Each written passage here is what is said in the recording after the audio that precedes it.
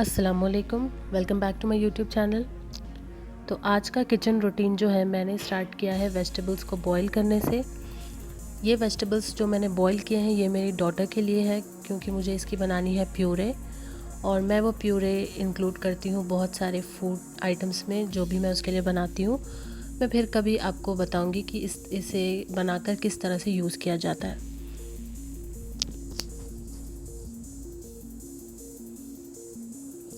अगर आपने मेरा चैनल अभी तक सब्सक्राइब नहीं किया है तो सब्सक्राइब ज़रूर कर लें और बेल का बटन क्लिक करें, और अगर वीडियो अच्छी लगती है तो लाइक ज़रूर करें।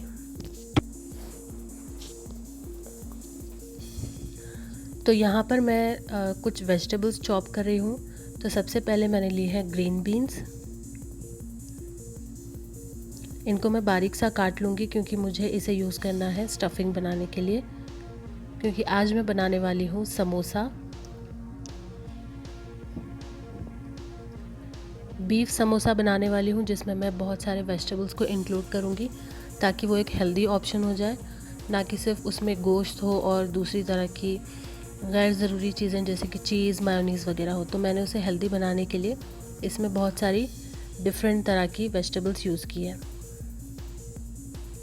ये रेड बेल पेपर्स है जिनको मैंने कल जूलियन कट कर लिया था, तो वो थोड़े से मैंने प्रिजर्व कर लिए थे कल, तो उसी में से मैंने निकाला और इसे मैं बारीक चॉप कर रही हूँ।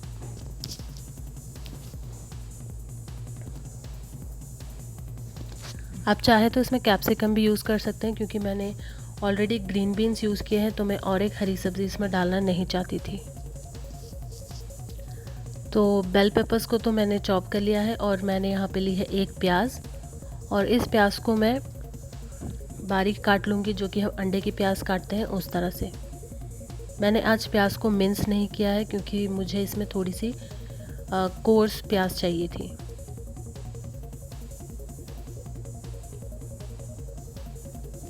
तो मैंने यहाँ पे प्याज रेडी कर ली है, सारे वेजिटेबल्स रेडी है, और मैंने समोसा पट्टी को भी फ्रीज़र से निकाल के थॉ होने के लिए रख दिया है। कीमे को भी मैंने वॉश कर लिया था, वो भी ड्रेन हो गया है। अब मैंने यहाँ पे लिया है एक पैन। ये पैन तो नहीं है, आई एम सॉरी, मैंने एक वेसल लिया है और उसमें मैं डालने वाली हूँ कीमा जो मैंने क्लीन करके रखा था। और इस कीमे को मैं ब्रेक करने के बाद इसे तकरीबन 10 मिनट के लिए हाई फ्लेम पे छोड़ दूँगी मैं, जब तक कि उसका जो पानी है वो खुद ही सूख जाए। हमें एक्स्ट्रा वाटर इसमें ऐड नहीं करना है, सिर्फ पानी सूखने तक हमें इसे पकाना है। तो ये देखिए पानी ऑलमोस्ट सूख गया है, थोड़ा सा मॉइस्चर रहे तो दैट्स ओके, कुछ प्रॉब्लम नहीं है वो। अब मैं क्या करूँगी, ये जो कीमा है इसे वापस से छन्नी में निकाल लूँगी।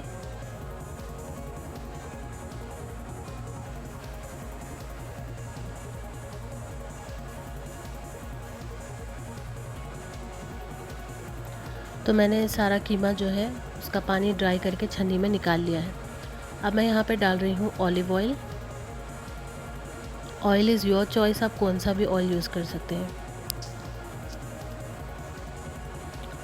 ऑयल जब थोड़ा सा गर्म हो जाए तो हम इसमें डालेंगे प्याज। तो ये बारीक कटी हुई प्याज है। तो इस प्याज को हमें तकरीबन 1 से 2 मिनट हाई फ्लेम पर सिर्फ स्टर करना है। मेक श्योर आप किसी भी वेजिटेबल का मॉइस्चर रिलीज़ ना होने दें, बस उसे हमें क्रंची ही रखना है। उसके बाद मैंने उसमें डाल दिया है बारीक कटे हुए बेल पेपर्स। उसे भी बस हम 1 से 2 मिनट टॉस करेंगे हाई फ्लेम पर। किसी भी पॉइंट पे आप गैस के फ्लेम को लो ना करें। उसके बाद मैंने डाल दिए हैं ग्रीन बीन्स। इन्हें भी आप 2 मिनट पका लें, और ऑल टुगेदर सभी चीज़ें आप 2 से 3 मिनट ही पकाएं।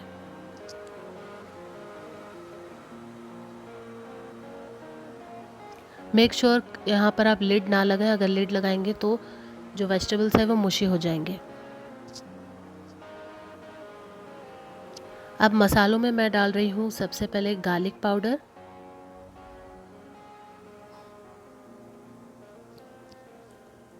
उसके बाद मैंने डाला है जिंजर पाउडर,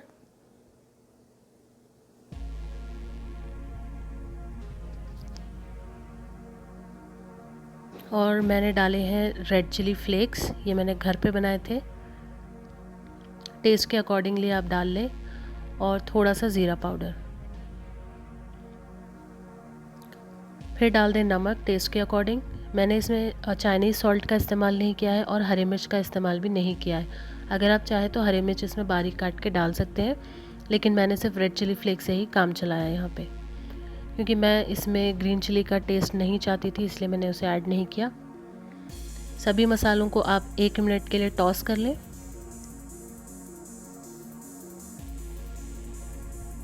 अब मैं यहाँ पे डाल रही हूँ बॉईल किया हुआ कीमा। इसे भी अच्छी तरीके से मिक्स कर लें और कीमे को आप कम से कम 3 मिनट टॉस करें हाई फ्लेम पर।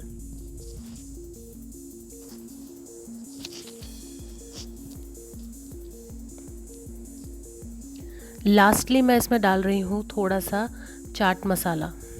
ये ऑप्शनल है तो डालें, नहीं तो मत डालें। आप चाहे तो यहाँ पे आमचूर पाउडर भी यूज़ कर सकते हैं। इसे भी अच्छी तरीके से टॉस कर लें। तो आपने देखा मैंने हर चीज़ हाई फ्लेम पर ही पकाई है, मैंने किसी भी पॉइंट पे गैस के फ्लेम को लो नहीं किया है। यहाँ पे ये सभी चीज़ें पक गई थी और इससे मुझे पकाने के लिए लगे हैं तकरीबन 10 मिनट्स। और ये पक गया है। अब मैं इसे साइड पे कर दूंगी और इसे कम्प्लीटली ठंडा कर लूँगी। अब यहाँ पर आप देख सकते हैं वो स्ट्रेनर में है गाजर और बीन्स, जिनको मैंने बॉईल करके रखा हुआ था। और जो सारे मसाले थे मैंने उनके ढक्कन लगा के वापस कबर्ड में रख दिए हैं।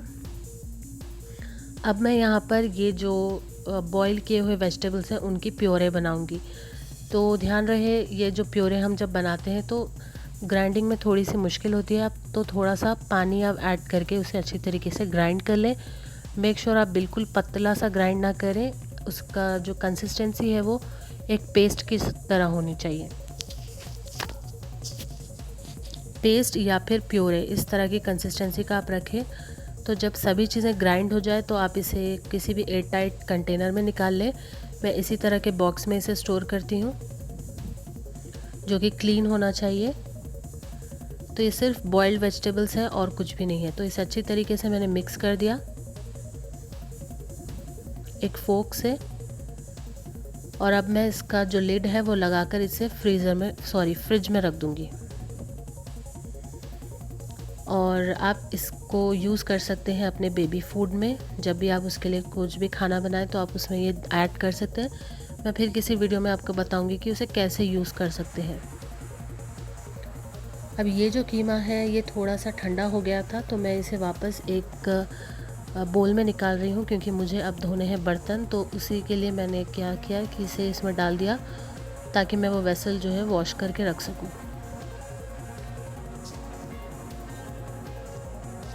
तो ये कीमा निकल गया है यहाँ पे, इसे मैं साइड पे रख दूँगी। और अब बारी आती है सबसे, क्या बोल सकते हैं, जो काम नहीं पसंद है वो काम की बारी आती है, जो कि है बर्तन धोना। किचन के तो सारे काम अच्छे ही लगते हैं, लेकिन ये जो बर्तन धोने का काम है मुझे उतना ख़ास पसंद नहीं है। वैसे तो लॉकडाउन में मेरे हस्बैंड भी बहुत सारे कामों में मेरी हेल्प कर देते हैं, लेकिन अब बार बार उन्हें किचन में बुलाकर ये करो वो करो ये तो हम नहीं कर सकते। तो इसलिए हमें लगे हाथ ही सारे काम कर देने पड़ते हैं।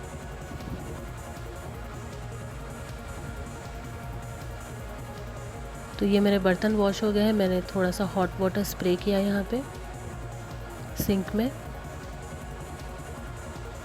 और अब मैं अपने हैंड्स को वॉश कर रही हूँ एंटीसेप्टिक सोप से।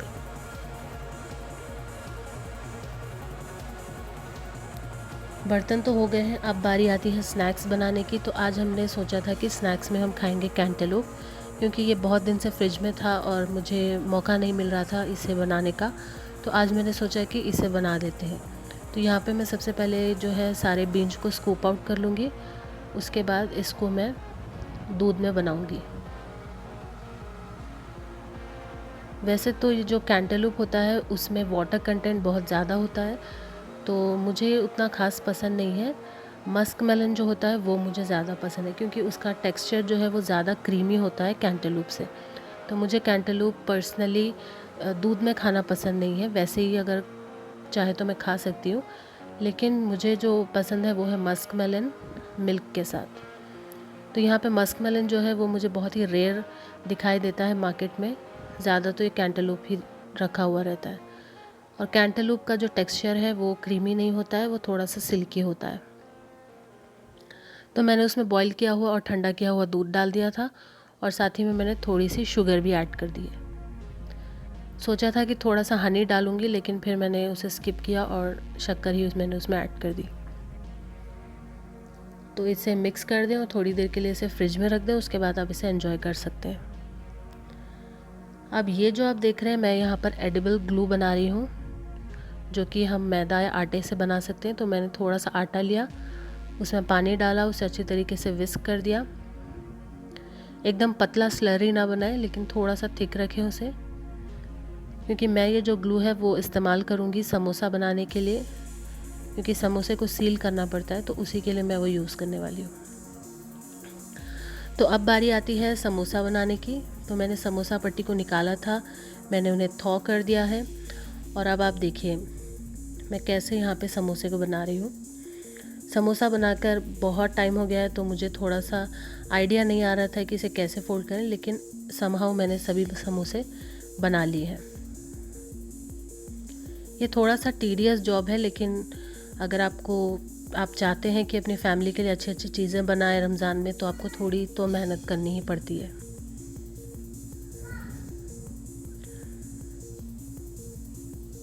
तो आप सबसे पहले क्या करें, जो समोसे की जो पट्टी है उसे ले लें और थोड़ा सा उस पर वो ग्लू लगा दें। उसके बाद एक ट्रायंगल फोल्ड करें और फिर दूसरा ट्रायंगल फोल्ड करें। दूसरा ट्रायंगल फोल्ड करने के बाद आप सेकेंड ओपनिंग में इसकी फिलिंग डालें।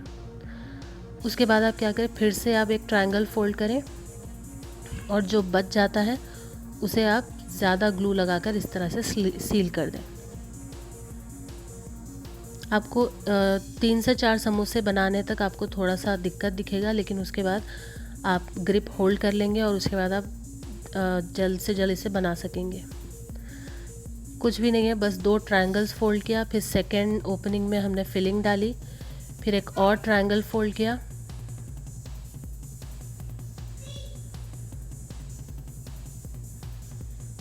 ये समोसा बना। थर्ड वाला जो समोसा है वो मैं थोड़ा सा यहाँ पे मुश्किल हो रही थी, वो स्लिप हो रहा था और फिलिंग गिर रही थी, तो मैंने इसे मैनेज कर लिया। होता है, बट इट्स ओके। फिर से देख लें, पहले ग्लू लगाएं, एक ट्रायंगल फोल्ड करें, फिर दूसरा करें, फिर इसकी जो सेकेंड लेयर है सेकेंड ओपनिंग में आप फिलिंग डालें, थोड़ा सा इसे अंदर पुश करें, एक और ट्रायंगल फोल्ड करें, फिर उस ट्रायंगल को ओवरलैप करें। उसके बाद लास्ट का जो हिस्सा है वो आप ग्लू लगाकर सील कर दें। तो इसी तरह आप सारे जो समोसास है वो बना सकते हैं।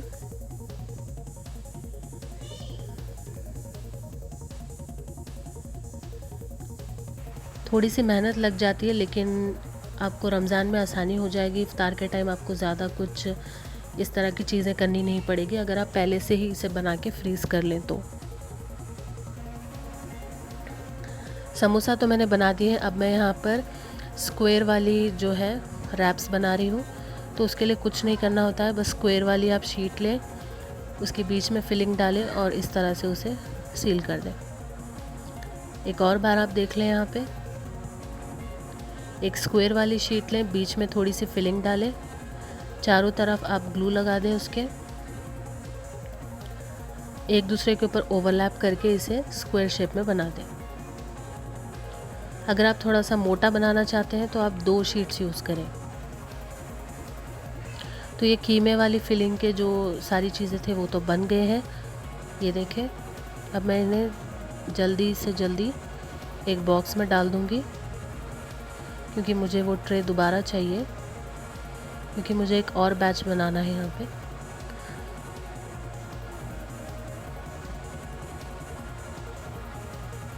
आप इसे चाहे तो जिपलॉक बैग्स में भी रख सकते हैं।